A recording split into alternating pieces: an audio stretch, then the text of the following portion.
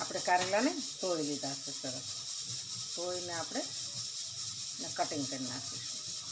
આપણા બિયાનો ભાગ હોય એને થોડોક કાઢી લઈશું. કારેલાને આપણે અંદર નાખી દઈશું. એની અંદર આપણે લીંબુ નીસવાનું છે. પહેલાં આપણે એમાં મીઠું નાખીશું. આપણે એની અંદર થોડું પાણી એડ કરીશું. પાણીની અંદર આપણે 15 મિનિટ રહેવા દેવાના છે. 15 મિનિટ રહેશે ને એટલે એમાં લીંબુ અને મીઠું સડી જશે, એટલે આપણે કડવા નહીં થાય. ચણાના લોટનું બેસન બનાવશું. પછી આપણે એમાં થોડીક હળદર નાખીશું, પછી થોડીક હિંગ નાખીશું, પછી થોડુંક ધાણા જીરું નાખીશું અને એની અંદર આપણે લાલ મરચું નાખીશું. 1 ચમચી આપણે લાલ મરચું, થોડુંક આપણે આખું જીરું નાખીશું. પછી એની અંદર આપણે થોડું પાણી એડ કરીશું. પાણી એડ કરીને આપણે એને બેસન સરસ કમ્પ્લીટ કરવાનું છે. થોડું પાણી નાખવાનું છે.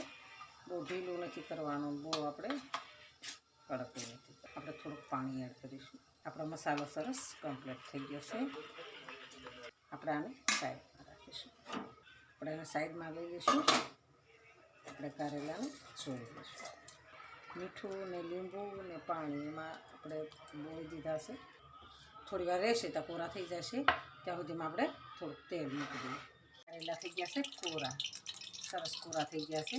તો આપણે આને રૂમાલ લટાવી દઈએ. બેસનમાં બોળવાનું છે. બેસનમાં આવી રીતના કમ્પ્લીટ કરવાનું.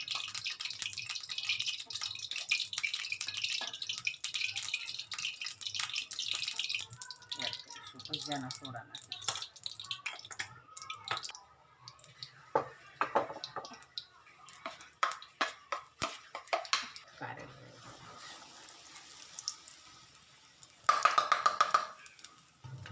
આપણે તળાઈ ગયો છે એને કાઢી દઈશું ડીશમાં.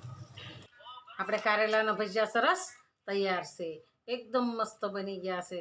તો હાલો ખાવા. જો આ મારો વિડીયો ગમે તો લાઈક, શેર અને સબસ્ક્રાઈબ કરી દેજો. રાધે રાધે.